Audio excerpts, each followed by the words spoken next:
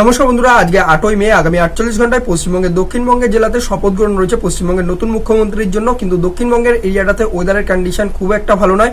বৃষ্টিপাত সহ বজ্রপাতের আশঙ্কা পশ্চিমবঙ্গে বিকালের দিক করে থাকতে চলেছে 9ই মের দিন এবং 10ই মে দুদিনই কিন্তু পশ্চিমবঙ্গের দক্ষিণভাগে আপনারা বৃষ্টিপাত উপলব্ধি করতে চলেছেন। অন্যদিকে আমাদের সমুদ্র তটের যেসব জেলাগুলো রয়েছে সেখানেও আপনারা কিন্তু ঝড়ো বেগে হাওয়া প্রায় কিন্তু 40 থেকে 50 কিলোমিটার পার আওয়ারে বিকালের দিক করে বইতে পারে এবং সাথে সাথে সন্ধ্যার দিকেও কিন্তু বেশ কিছু জায়গাতে কালবৈশাখী উঠতে পারে। এখন অবধি পশ্চিমবঙ্গের দক্ষিণবঙ্গের জন্য কমলা সতর্কবার্তা আইএমডির তরফ থেকে এবং সাথে সাথে আলিপুর আবহাওয়া দপ্তরের তরফ থেকে 5 জেলাতে রয়েছে 9 তারিখের জন্য এবং বাকি পুরো পশ্চিমবঙ্গের উত্তরবঙ্গ এবং দক্ষিণবঙ্গের জেলাগুলো মিলিয়ে হলুদ সতর্কবার্তা জারি করা রয়েছে।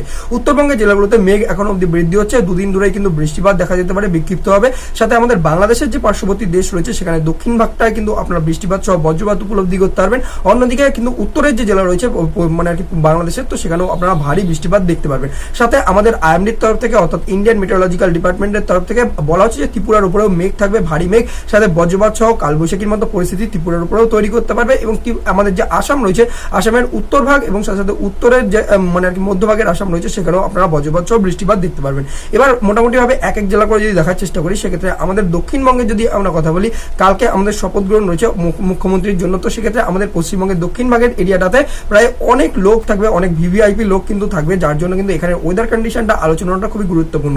কলকাতাতে কিন্তু ব্রিগেড প্যারেড গ্রাউন্ডে কিন্তু মোটামুটি ভাবে কালকে শপথ গ্রহণ পর্ব হবে। এবার কলকাতার যদি ওয়েদার নিয়ে কথা বলি, তো সেক্ষেত্রে বঙ্গোপসাগর থেকে জলীয়বাষ্পপূর্ণ হাওয়া 925 হেক্টোপাস্কেল থেকে দেখতে পাওয়া যাচ্ছে যেভাবে কিন্তু প্রবেশ করছে এবং সাথে সাথে 850 হেক্টোপাস্কেল থেকে দেখতে পাওয়া যাচ্ছে বঙ্গোপসাগর থেকে একটা হাওয়া প্রবেশ করছে এবং একটা সাইক্লোনিক সার্কুলেশন আমাদের যে বিহার এবং সাথে সাথে ঝাড়খণ্ডের উপরে রয়েছে। তো এই কারণে বর্তমানে দেখতে পাওয়া যাবে যে বঙ্গোপসাগরের এরিয়া থেকে যেভাবে হাওয়া প্রবেশ করছে সেটা আমাদের দক্ষিণবঙ্গের এরিয়াটাতে বা বঙ্গীয় পশ্চিমবঙ্গের জায়গাটাতে একটা কালো রঙের মেঘের মোটা লেয়ার তৈরি করবে এবং সাথে সাথে কিন্তু পুরোপুরিভাবে কিন্তু দক্ষিণবঙ্গের আকাশে মেঘ ছেয়ে থাকবে। বিকালের দিক করে বা সন্ধ্যার দিক নাগাদ করে কিন্তু বজ্রপাত সহ বৃষ্টিপাত উপলব্ধি করা যেতে পারে বেশ কিছু জায়গাতে এবং যার মধ্যে কিন্তু দেখতে পাওয়া যাচ্ছে যে হাওড়া, হুগলি এবং কলকাতার পার্শ্ববর্তী যে এরিয়া রয়েছে এখানে আপনারা বৃষ্টিপাত উপলব্ধি করতে পারবেন। প্রায় 10 থেকে 15 মিলিমিটার পর্যন্ত বৃষ্টিপাত এই জায়গাটাতে উপলব্ধি করতে পারবেন।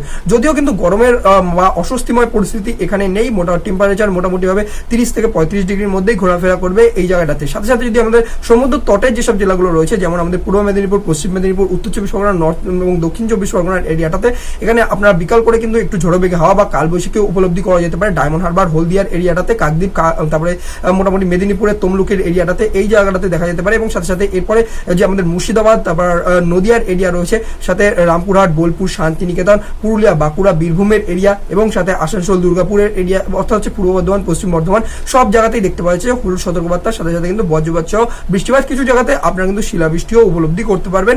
অর্থাৎ হচ্ছে কিন্তু মোটামুটি সেটা বিকালের দিক করে এই বৃষ্টিপাতের সম্ভাবনাটা বেশি রয়েছে।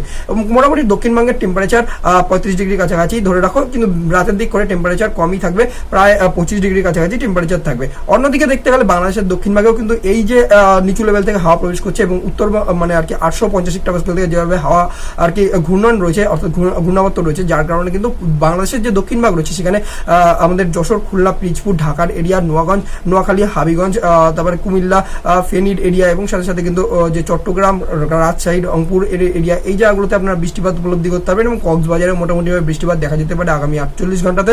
সাথে সাথে বাংলাদেশের দক্ষিণ ভাগে দেখা যাচ্ছে যে প্রায় 10 থেকে 15 মিলিমিটার পর্যন্ত বৃষ্টিপাত ওভারঅলি বিক্ষিপ্ত হবে কিন্তু থাকতে চলেছে আগামী 48 ঘন্টায়। এবার যদি আমরা একটু উত্তর ভাগে দেখার চেষ্টা করি এবং সাথে সাথে পার্শ্ববর্তী জেলাগুলো দেখার চেষ্টা করি, তো সেক্ষেত্রে আমাদের উত্তর ভাগে দেখতে পাওয়া যাচ্ছে যে একটা যেহেতু বিহারের উপরে এবং সাথে ঝাড়গ্রামের উপরে একটা সাইক্লোনিক সার্কুলেশন দেখতে পাওয়া যাচ্ছে, যে এর প্রভাবে কিন্তু সাথে সাথে কিন্তু 500 যে হেক্টোপাস্কেল রয়েছে সেখানে সাবট্রপিক্যাল যে স্ট্রিম যেভাবে কিন্তু বইছে, জোরে হাওয়া বইছে, এর কারণে কি হচ্ছে কি উত্তরবঙ্গের এরিয়াটাতে আমাদের কিন্তু একটা মোটা মেঘের আস্তরণ তৈরি করছে এবং সাথে সাথে বজ্রপাত কিন্তু এই মেঘে কিন্তু থাকবে। অর্থাৎ এর সাথে সাথে কিন্তু এখানে আপনারা বজ্রপাতের সাথে সাথে কিন্তু ধুলি ঝড়ও কিন্তু দেখা যেতে পারে বা ঝড়ও কিন্তু এখানে কিন্তু বইতে পারে। প্রায় ঝড়ের যদি আমরা গতিবেগের কথা বলি, তো সেখানে 20 থেকে 30 কিলোমিটার পার আওয়ারে ঝড় বেগে হাওয়া বইতে পারবে। তো উত্তরবঙ্গের জেলায় যারা তোমরা মাঠে ঘাটে কাজ করছো, যেমন শিলিগুড়ি, জলপাইগুড়ির এরিয়াটাতে, তোমার কুচবিহার, মাথাভাঙা, ফালাকাটা, দিনহাটার এরিয়াটাতে এবং উত্তর দিনাজপুর, দক্ষিণ দিনাজপুর, মালদার এরিয়া এবং মুর্শিদাবাদের এরিয়াটাতে এবং রাজশাহী, রংপুর এবং মৌলভীবাজার, তো এই জায়গাগুলোতে এবং সিলেটের এরিয়া এই জায়গাগুলোতে আপনারা বৃষ্টিপাত কিন্তু ভালো রকম ভাবে উপলব্ধি করতে পারবেন এবং দার্জিলিং, কালিম্পংয়ের এরিয়াটাতেও মোটামুটি ভাবে আকাশে কিন্তু মেঘ এবং বজ্রপাত কিন্তু তোমরা উপলব্ধি করতে চলেছো। অন্যদিকে আমাদের ত্রিপুরার উপরে পুরোপুরিভাবে হলুদ সতর্কবার্তা দেখানো হয়েছে আইএমডির তরফ থেকে। দেখানো হচ্ছে যে পুরোপুরিভাবে যে ঊনকোটি, তারপর সিপাহী জেলা, গোমতি, ধলাই, তারপর উত্তর ত্রিপুরা, পশ্চিম ত্রিপুরা, আগরতলার যে এরিয়া রয়েছে এই জায়গাগুলোতে আকাশে বজ্রপাত সহ মেঘ থাকবে, বিক্ষিপ্ত বৃষ্টিপাত মোটামুটি ভাবে 10 মিলিমিটার পর্যন্ত আপ টু হতে পারে। খুব যে একটা হেভি বৃষ্টিপাত রয়েছে সেরকম কন্ডিশন কিন্তু আগামী 48 ঘন্টা না, ত্রিপুরার উপরেও নেই। অন্যদিকে আমাদের আসামের উপরে যে হাইলাকান্দি, তারপর হচ্ছে সিলেটের এরিয়া রয়েছে এবং সাথে গুয়াহাটির এরিয়া, তারপর দিসপুরের এরিয়া, বঙ্গাইগাঁও, বারপেটা, তো কাছাড়ের এরিয়া, এই জায়গাগুলোতে মোটামুটিভাবে বৃষ্টিপাত দেখা যেতে পারে আগামী 48 ঘন্টায়। ওভারঅলি পুরো টেম্পারেচারের যদি কথা বলি, 30 থেকে 35 ডিগ্রির মধ্যেই ম্যাক্সিমাম টেম্পারেচার থাকবে এবং মিনিমাম টেম্পারেচার 20 থেকে 25 ডিগ্রির মধ্যেই ঘোরাফেরা করবে পুরোভাবে এই রিজনটাতেই। বাকি আপনারা ভিডিওটা কোন জেলা থেকে দেখছেন আর আপনার জেলাতে কিরকম ওয়েদার কন্ডিশন রয়েছে জানাবেন অবশ্যই কমেন্ট বক্সে। আর এরকম যদি আপনারা রেগুলার আবহাওয়া সম্পর্কিত আপডেট পেতে চান তাহলে আবহাওয়া দর্পণকে অবশ্যই ইউটিউবে সাবস্ক্রাইব করে নেবেন। বাকি দেখা হচ্ছে আপনাদের সাথে পরবর্তী আবহাওয়া আপডেটের সাথে।